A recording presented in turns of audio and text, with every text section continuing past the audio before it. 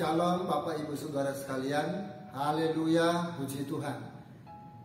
Dan sebelum saya memaparkan firman Tuhan, saya mengajak kita semua mengawali dalam doa pemberitaan firman Tuhan. Mari kita berdoa bersama-sama. Bapa Surgawi, dalam nama Tuhan Yesus, hati kami tetap melimpah dengan ucapan syukur. Sebab hanya karena kasih dan kemurahan Tuhan memungkinkan kami untuk dipelihara, dan kami ada sebagaimana ada sampai hari ini. Semua karena berkat kasih dan kemurahan Tuhan. Bila sebentar lagi hamba-Mu memaparkan firman-Mu, mohon Allah Roh Kudus yang menolong hamba-Mu. Engkau mengkaruniakan roh hikmat marifat serta mengurapi hamba-Mu, singkapkan rahasia firman, dan Engkau yang menyertai pemberitaan firman Tuhan dari awal sampai akhirnya. Mohon Tuhan mengampuni dosa hamba-Mu dan juga dosa semua umat-Mu, agar kami berkenan di hadapan-Mu. Terima kasih Bapa yang baik. Hamba siap memaparkan firman Tuhan demi satu nama yang ajaib, yakni Tuhan Yesus Kristus penebus jiwa kami. Haleluya, amin. Haleluya, haleluya. Shalom Bapak Ibu Saudara sekalian. Apa kabar hari ini? Tuhan izinkan kita memasuki tahun 2022. Bukan karena kebetulan, bukan karena kuat gagah, namun semua karena kasih dan kemurahan Tuhan. Dan oleh sebab itu kita mensyukurinya. Dan sekarang kita mau belajar bersama-sama dari renungan firman Tuhan. Saudara yang dikasihi oleh Tuhan, kita tidak pernah tahu dengan apa yang akan terjadi pada masa depan kita. Jangankan setahun ke depan, hari besok, minggu besok, bulan depan, juga kita tidak tahu apa bakal terjadi di dalam perjalanan maupun seluruh aspek kehidupan kita. Begitu pula dengan tahun 2022 ini ke depan. Tentu saja merupakan sebuah misteri bagi Anda dan saya, bagi kita semuanya. Namun satu hal yang perlu kita ingat dan yang perlu kita imani adalah Tuhan telah berjanji akan selalu menyertai Anda dan saya. Tuhan sudah berjanji menyertai kita selamanya. Dan demikian peristiwa yang pernah dialami oleh Yosua dan bangsa Israel sekitar 3.400 tahun yang silam. Tatkala mereka memasuki tanah perjanjian, yakni tanah Kanaan. Oleh sebab itu, judul firman Tuhan hari ini adalah rahasia keberhasilan Yosua. Izinkan saya membaca dari kitab Yosua pasal 1 ayat 6 sampai 9. Sekali lagi, kitab Yosua pasal 1 ayat 6 sampai 9. Demikian pemberitaan firman Tuhan. Kuatkan dan teguhkanlah hatimu, sebab engkaulah yang akan memimpin bangsa ini memiliki negeri yang kujanjikan dengan bersumpah kepada nenek moyang mereka untuk diberikan kepada mereka. Hanya kuatkan dan teguhkanlah hatimu dengan sungguh-sungguh.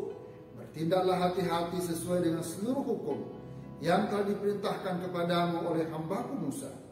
Janganlah menyimpang ke kanan atau ke kiri, supaya engkau beruntung kemanapun engkau pergi. Janganlah engkau lupa memperkatakan kitab Taurat ini, tetapi renungkanlah itu siang dan malam, supaya engkau bertindak hati-hati sesuai dengan segala yang tertulis di dalamnya. Sebab dengan demikian perjalananmu akan berhasil dan engkau akan beruntung. Bukankah telah kuperintahkan kepadamu, kuatkan dan teguhkanlah hatimu, janganlah kecut dan tawar hati, sebab Tuhan Allahmu menyertai engkau kemanapun engkau pergi. Semua yang percaya katakan amin. Puji nama Tuhan. Rahasia keberhasilan Yosua. Puji nama Tuhan. Saudara yang dikasihi oleh Tuhan, Tuhan sudah mempersiapkan Yosua untuk menjadi pemimpin bangsa Israel, menggantikan Musa yang sudah wafat. Itu tertulis dalam kitab Yosua pasal 1 ayat 1 sampai ayat yang kelima. Musa sudah memimpin bangsa Israel selama 40 tahun lamanya untuk melewati padang gurun, di mana Tuhan izinkan bangsa Israel berputar dan berputar-putar di padang gurun. Meskipun jarak dari tempat perbudakan yakni Mesir menuju tanah perjanjian tanah Kanaan sebenarnya jarak tempuh waktu itu sangat dekat. Mungkin hanya dibutuhkan waktu berbulan-bulan saja. Tetapi kemudian oleh karena bangsa Israel, Tuhan izinkan dibentuk melalui ujian padang gurun. Maka kemudian Tuhan izinkan selama 40 tahun masih berputar-putar di padang gurun, sampai kepada waktunya Tuhan, Musa kemudian wafat. Musa ketika sudah memimpin bangsa Israel selama 40 tahun di padang gurun, maka mengakhiri tugasnya sebagai pemimpin bangsa Israel. Sekarang tugas Musa diambil alih oleh Yosua atas perintah dan kehendak Tuhan. Yosua memimpin bangsa Israel memasuki tanah Kanaan dan merebutnya, serta membagi tanah perjanjian itu menjadi milik pusaka bangsa Israel, seperti yang sudah dijanjikan Allah kepada nenek moyang bangsa Israel. Sesuatu yang wajar bagi Yosua untuk kemudian takut dan gentar, karena Yosua dan bangsa Israel akan menghadapi peradaban yang lebih maju dan yang lebih kuat. Adapun yang mendiami tanah Kanaan adalah orang Amori, orang Het, orang Hewi, orang Yebus. Itu terdapat dalam kitab Keluaran pasal 23 ayat 23. Di samping itu Tuhan mengupgrade atau Tuhan mempercayakan dengan kapasitas yang dinaikkan oleh Tuhan, di mana Yosua sebelumnya adalah asisten Musa selama dalam kepemimpinan Musa 40 tahun lamanya. Sekarang Yosua diangkat menggantikan Musa sebagai pemimpin bangsa Israel. Dengan kata lain, Yosua sekarang menjadi orang nomor 1 di tengah-tengah bangsa Israel dengan jumlah 1,5 juta sampai 2 juta jiwa manusia. Puji nama Tuhan. Bangsa Yosua sudah mendengar firman Tuhan dan ia masih berdiri di seberang sungai Yordan. Maka ia yakin bahwa Allah akan membuat perjalanannya bersama bangsa Israel menjadi berhasil. Meskipun para raksasa ada di seberang sungai, meskipun bangsa-bangsa yang mendiami Kanaan adalah peradaban yang lebih maju dan yang lebih tangguh, tetapi Yosua tetap percaya bahwa Allah tetap menyertainya. Saudara-saudara yang dikasihi oleh Tuhan, apa rahasia keberhasilan Yosua? Yang pertama adalah memiliki ketetapan hati. Sekali lagi, Yosua memiliki ketetapan hati. Ayat yang ke-6 firman Tuhan datang kepada Yosua. Tuhan itu berkata, kuatkan dan teguhkanlah hati. Sekali lagi, kuatkan dan teguhkanlah hatimu. Perkataan ini diulang sebanyak 3 kali. Ayat yang ke-6, ayat yang ke-7, dan 9. Firman Tuhan, jikalau sudah ditulis secara berulang-ulang, berarti firman itu sungguhlah sangat penting, memberikan suatu pesan yang sangat berbeda dari yang lainnya.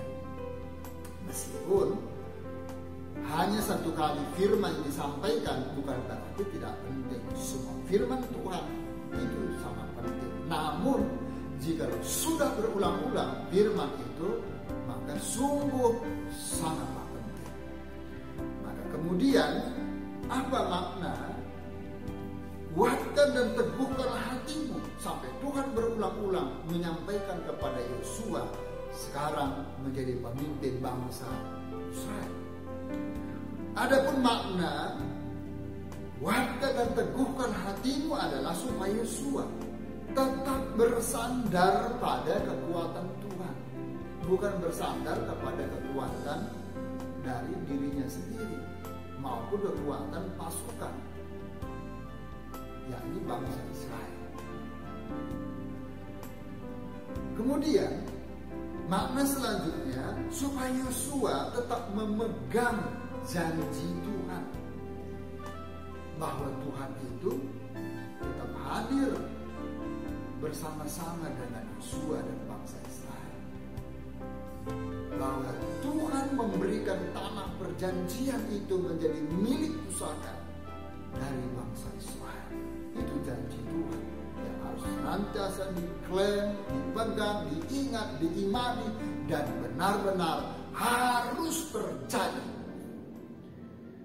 Kemudian makna kuatkan dan teguhkan hatimu supaya Yosua tetap taat kepada firman dan ketetapan Tuhan. Oleh sebab itu Yosua perlu memiliki ketetapan hati. Itulah sebabnya Tuhan berbicara secara berulang-ulang, kuatkan dan teguhkan hatimu. Dengan kata yang lain, Yosua harus tetap memiliki ketetapan hati, tidak boleh berubah, tidak boleh kemudian menjadi tawar, tidak boleh cemas, tidak boleh khawatir. Meskipun tentunya di depan sana ada manusia-manusia raksasa, ada peradaban yang lebih modern, yang lebih hebat, yang lebih kuat dan tangguh. Tetapi di pihak Yosua adalah Tuhan Sang Khalik langit bumi yang berkuasa atas alam semesta raya ini. Itulah sebabnya Tuhan berkata kepada Yosua, kuatkan dan teguhkanlah hati. Dan kata lain, Yosua harus memiliki ketetapan hati untuk tetap maju dan merebut tanah Kanaan selaku tanah perjanjian, tanah pusaka yang Tuhan sudah janjikan kepada nenek moyang bangsa Israel, yakni Abraham, Ishak, Yakub, maupun kepada Musa. Puji nama Tuhan. Saudara-saudara yang dikasihi oleh Tuhan, kunci keberhasilan Yosua adalah ia harus hidup berdasarkan ketetapan hati kepada Allah sendiri. Ketetapan hati kepada Allah yang telah diperintahkan kepadanya. Dan ini merupakan fokus utama yang harus dikerjakan oleh Yosua. Kemudian yang kedua, apa rahasia keberhasilan Yosua? Tetap memperkatakan firman Tuhan. Tetap memperkatakan firman Tuhan. Ayat yang ke-8. Janganlah engkau lupa memperkatakan kitab Taurat ini, tetapi renungkanlah itu siang dan malam. Saudara-saudara yang dikasihi oleh Tuhan, firman Tuhan dalam kehidupan orang percaya itu menjadi kompas, itu menjadi pedoman. Firman Tuhan itu menjadi petunjuk arah kehidupan dan sekaligus menjadi parameter kehidupan.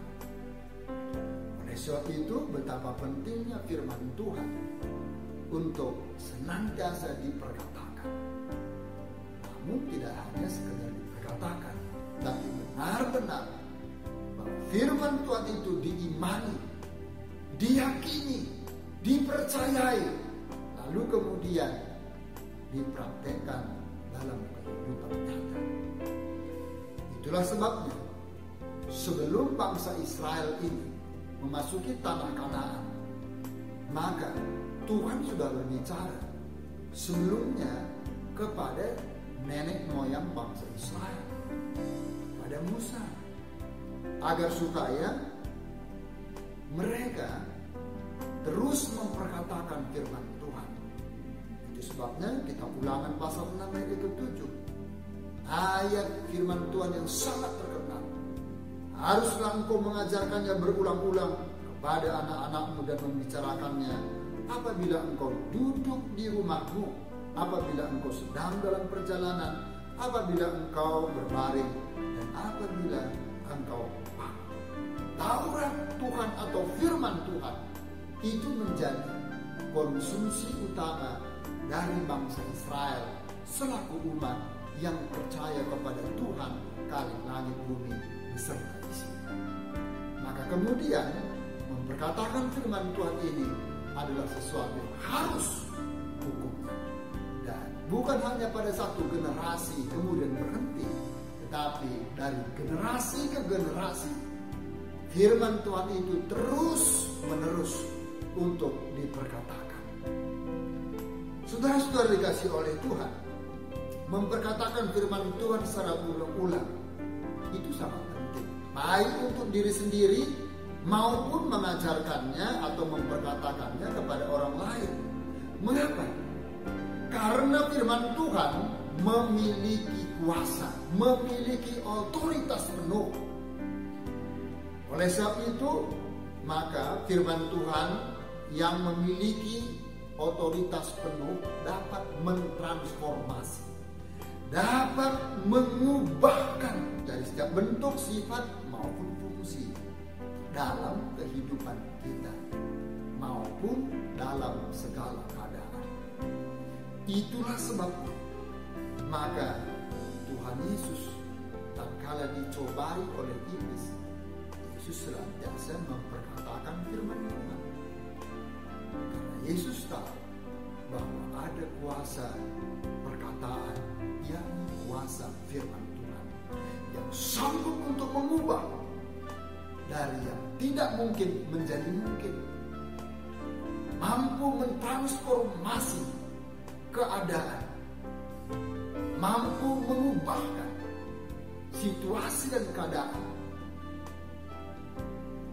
Oleh sebab itu, saudara, maka Tuhan berkata kepada Yosua agar tetap memperkatakan firman Tuhan. Di samping itu, dengan memperkatakan firman Tuhan, maka kemudian iman muncul dari pendengaran, dan pendengaran oleh firman Tuhan. Roma pasal 10 ayat 17. Jadi iman timbul dari pendengaran, dan pendengaran oleh firman Kristus. Jadi dengan memperkatakan firman Tuhan, iman kita tetap dikuatkan, iman kita tetap ditambahkan. Itulah sebabnya Tuhan berbicara kepada Yosua untuk tetap memperkatakan firman Tuhan. Ketika Yosua dan bangsa Israel memperkatakan firman Tuhan secara berulang-ulang, secara kontinu, maka iman mereka tetap berdiri tegak, tetap berdiri kokoh, walaupun dia berhadapkan dengan peradaban yang lebih kuat, yang lebih modern, yang lebih maju, dengan lebih canggih. Tetapi perkataan firman Tuhan tetap mendominasi mereka, memimpin mereka, mewarnai mereka, memotivasi mereka, menginspirasi mereka, mendukung mereka, sehingga mereka cakap melakukan segala misi yang Tuhan percayakan kepada Yosua, yakni masuk ke tanah perjanjian, tanah Kanaan, serta menaklukkan semua penduduk di dalamnya dan bagi-baginya menjadi tanah milik pusaka kepada semua suku-suku bangsa Israel. Puji Tuhan, semua yang percaya katakan amin. Puji Tuhan. Saudara-saudara yang dikasihi oleh Tuhan, sekarang pertanyaan yang sama, apa rahasia keberhasilan Yosua? Yang ketiga, Yosua tetap mengandalkan penyertaan Allah. Ayat yang ke-9. Yosua tatkala mendapat mandat untuk memimpin bangsa Israel masuk ke tanah Kanaan, Yosua mendapatkan support penuh daripada Tuhan dan kekuatan penuh, baik support maupun kekuatan penuh merupakan suatu kebutuhan primer, suatu kebutuhan utama yang harus dimiliki oleh seorang pemimpin yang bernama Yosua. Dan ketika ia mengandalkan penyertaan Allah, benar-benar dia mengalami support yang penuh, kekuatan yang penuh yang berasal daripada Allah. Perhatikan firman Allah yang datang kepada Yosua, bukankah telah kuperintahkan kepadamu, kuatkan dan teguhkanlah hatimu, janganlah kecut dan tawar hati, sebab Tuhan Allahmu menyertai engkau kemanapun engkau pergi. Saudara yang dikasihi oleh Tuhan, ayat firman Tuhan ini sungguh luar biasa, sangat menenangkan, sangat menyejukkan, dan bukan hanya kepada Yosua, tetapi kepada setiap orang yang membaca, mendengar, dan mempercayainya. Saudara, pengenalan Yosua dan bangsa Israel terhadap Tuhannya dalam bahasa Ibrani disebut YHWH atau sering disebut Yahweh atau Elohim, Sang Pencipta Khalik langit bumi beserta isinya. Dan Allah yang disembah oleh Yosua adalah Allah yang sama yang kita sembah dalam Tuhan Yesus Kristus. Dia Tuhan yang Maha Esa. Dan Allah yang dikenal oleh Yosua dan bangsa Israel ini memiliki kapasitas sebagai Allah omnipresent, Allah yang hadir di mana-mana dan yang ada di mana-mana. Sungguh luar biasa. Tuhan Allah berkuasa menembus ruang, waktu, maupun juga zona atau tempat, dan berkuasa hadir secara paralel, secara bersamaan di waktu yang sama meskipun di tempat dan zona yang berbeda. Itulah pengenalan Yosua dan bangsa Israel kepada Allah mereka. Mereka kenal dengan kata Yahweh atau Elohim. Dan kemudian dalam perjanjian baru kita mengenalnya di dalam Yesus Kristus. Saudara-saudara yang dikasihi oleh Tuhan, pengenalan Yosua maka dimiliki kesaksian oleh seorang tokoh Alkitab yang bernama Raja Daud. Kesaksian Raja Daud tentang penyertaan Tuhan, dia berkata dalam Mazmur pasal 91 ayat yang kedua, tempat perlindunganku dan gumul pertahananku, Allahku yang ku percayai. Apa artinya? Pengenalan Raja Daud bahwa Allah itu merupakan tempat perlindungan, gumul pertahanan yang benar-benar dipercayai oleh Raja Daud. Demikian juga apa yang dialami oleh Yosua, apa yang dikenal oleh Yosua kepada Allahnya, maka tentunya kita juga memiliki prinsip yang sama, bahwa Tuhan menyertai baik Yosua maupun Raja Daud, bangsa Israel. Maka Tuhan yang sama, Tuhan menyertai kita. Itulah sebabnya Tuhan Yesus berkata kepada para muridnya, Injil Matius pasal 28 ayat 20, Aku menyertai kamu senantiasa. Aku menyertai kamu senantiasa. Saudara yang dikasih oleh Tuhan, sekali lagi tahun 2022 itu masih panjang. Merupakan misteri yang panjang karena kita tidak tahu secara persis, tidak tahu secara detail bakal apa yang terjadi hari esok, lusa, minggu depan, bulan depan, dan seterusnya. Tapi satu hal yang kita tahu, meskipun kita tidak tahu bakal apa yang terjadi ke depan, namun sekali lagi satu hal dapat dipastikan bahwa Tuhan tetap menyertai kita. Dia Allah omnipresent, hadir di mana-mana dan Dia ada di mana-mana. Dan waktu paralel meskipun di tempat dan zona yang berbeda. Itulah sebabnya Tuhan berkata bahwa aku menyertai engkau. Jadi Yosua tak mengandalkan penyertaan Allah. Saudara-saudara yang dikasih oleh Tuhan, dengan kehendak Allah akhirnya Yosua dan bangsa Israel berhasil masuk ke tanah Kanaan. Sekali lagi dengan seizin dan kehendak Allah, maka Yosua sang pemimpin bangsa Israel itu berhasil membawa umat Tuhan masuk ke tanah perjanjian, yakni tanah Kanaan, menghalau semua penduduk yang mendiami tanah Kanaan, lalu kemudian berhasil membagi-bagi tanah Kanaan menjadi milik pusaka bangsa Israel. Apa rahasianya? Yang pertama, Yosua memiliki ketetapan hati. Kemudian Yosua tak memperkatakan firman Tuhan berulang-ulang secara berdiri dan tetap mengandalkan penyertaan Allah. Saudara yang dikasih oleh Tuhan, apa yang dialami oleh Yosua perihal keberhasilannya, maka tentunya harapan kita semuanya kita juga berhasil.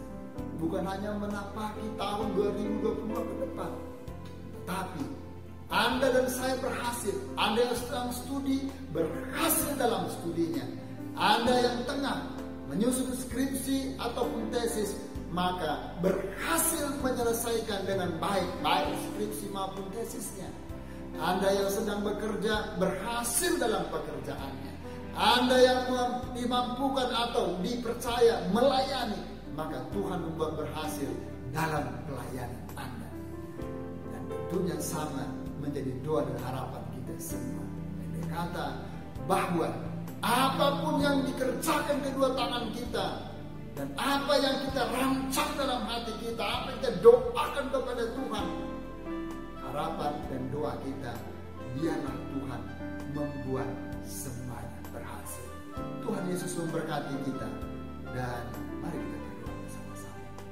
Bapa Surgawi, dalam nama Tuhan Yesus, kami mengucap syukur untuk berkat firman Tuhan yang mengajar kami, didik kami, menolong kami, mengubah, perbaiki pola pikir kami, maupun perilaku kami, agar kami tetap berdiri tegak di dalam kebenaran firman Tuhan.